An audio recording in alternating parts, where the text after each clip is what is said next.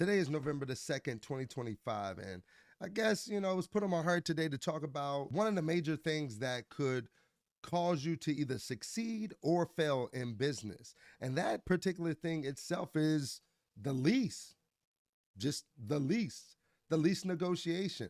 And especially for my people that are out there who are new in business, who have never really negotiated lease, you're taking on this first storefront. This is your first time, actually signing a lease and obligating yourself to 5 years. Um, Most of the time we don't even know what we're doing. We don't know how to negotiate the lease. A lot of people get these leases and they think whatever's presented to them is either take it or leave it. I'm here to tell you that it's not a take it or leave it situation, and that you can negotiate favorable terms to ensure that you're successful moving into your business venture. So I'm going to go over my 5 top things that I look at when I went to a commercial lease to make sure that I am set up for success, not failure. Let's tap in.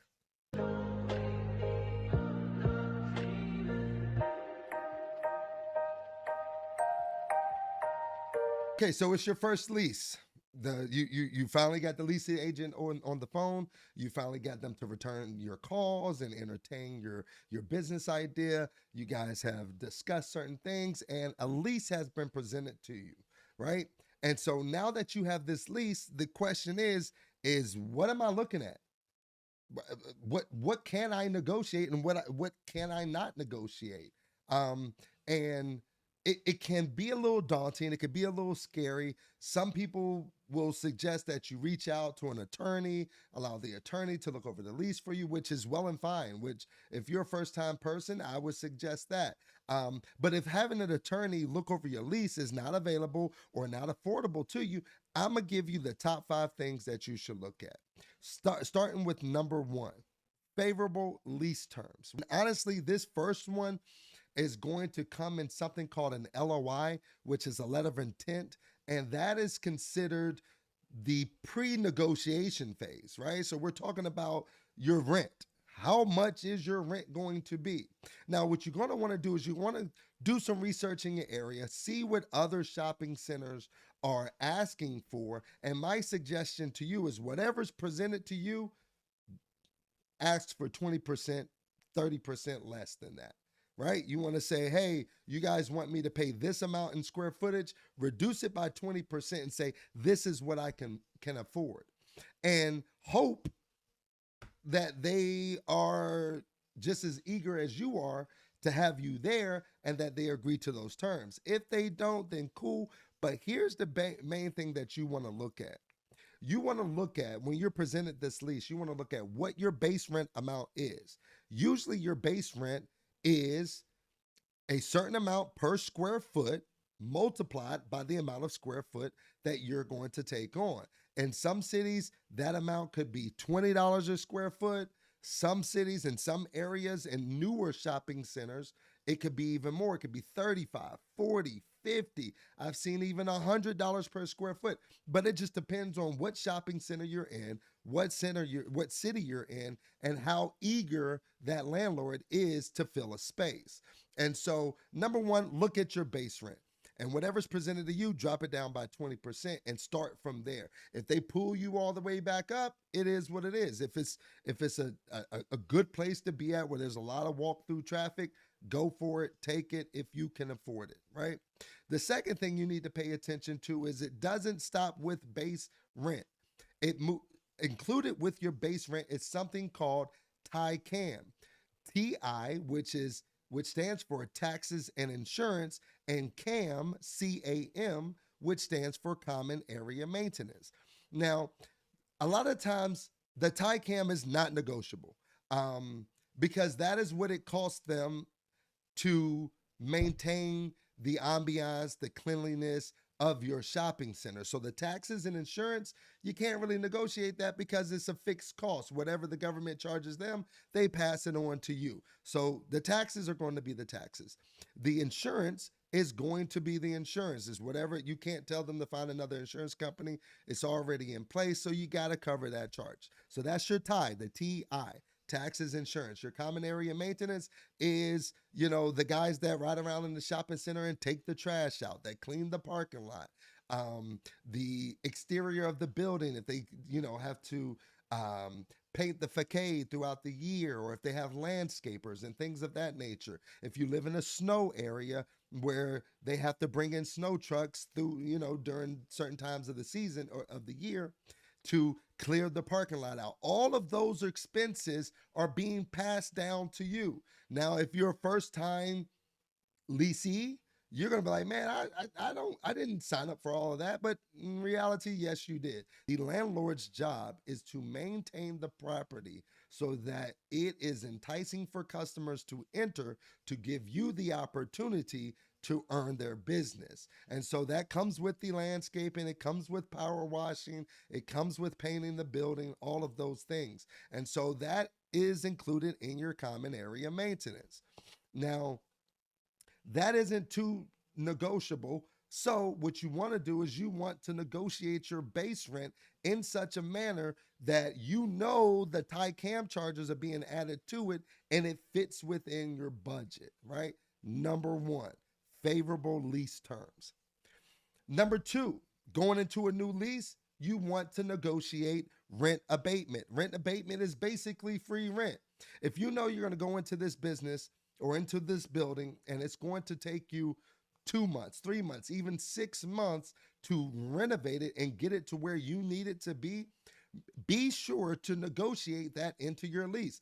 Tell the landlord, hey, it's going to take me 4 months to build this out.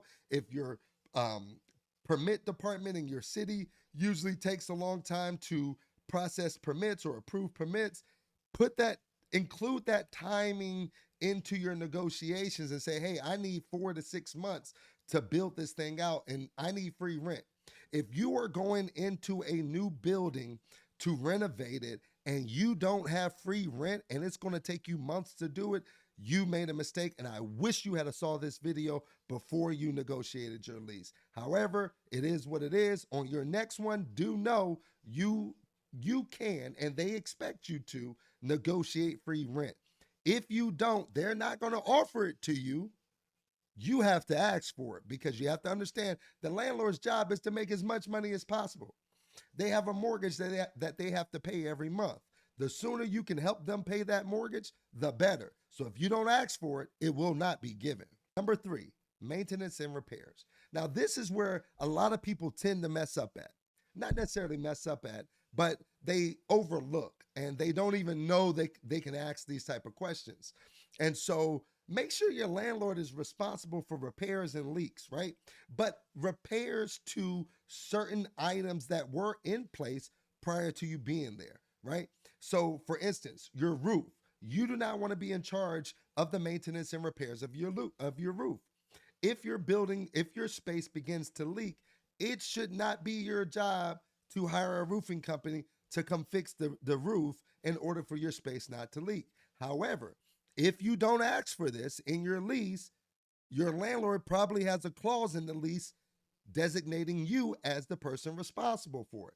If you do not go in there, find that line item, scratch it off and say, I want you responsible for it, you will surely be responsible for it, and it could hurt you moving on into the future. Number two, any type of major electrical or plumbing, I tend to not be responsible for that. I always tell the landlord, hey, you have this transformer box in the back of my space. If that box blows out, I'm not fixing it. I need you to fix it, because that was a part of your initial construction and it's needed for your building to be maintained, or for us to have electricity. And so I didn't have a choice in you setting this up in your design for this entire building. So I don't necessarily want to be responsible for it if it goes out. And so 99% of the time, the landlord understands and they'll fix the lease so that they're responsible for it. But again, if you don't say nothing, it will be your responsibility. And once it's in the lease, you can't go back and argue about it. It's done. It's done. All right, number four, HVAC.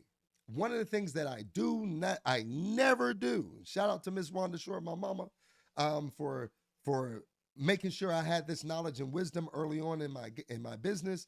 But when it comes to HVACs, those units were in place long before you got there, and those units will be in place long after you leave. Do not allow your landlord to make you responsible for the HVAC unit.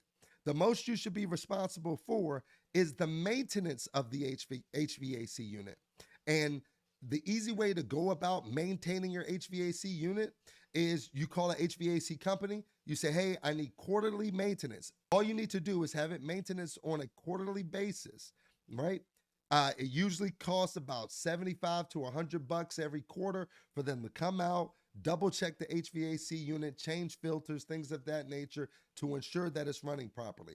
But if that HVAC unit breaks down, those costs could add up to thousands, I mean thousands of dollars, especially if you're in an older shopping center. The chances are your HVAC unit is old as well, and the likelihood of it needing to be repaired or replaced within the next 5 years, your lease term, is high.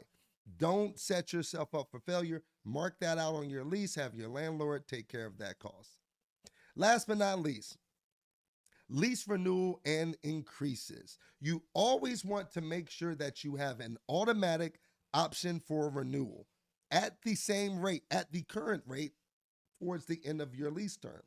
And so, when you get to the end of your first 3 years, or your first 5 years, or your first year, you want an automatic option to renew at your current rate with no more than a 3% increase. Always have that automatic option for renewal. And what that does is it leaves the power of the option for you to continue for another 3 to 5 years in your hands, not in your landlord's hands. Because one of the things that happens is that you could be running a business and doing a great job, and the landlord knows that. And at the end of your term, the landlord can say, hey, I need you to pay double rent, or you can just get out because, the economy is good, everything's going good, and I can easily find another person to lease this space out.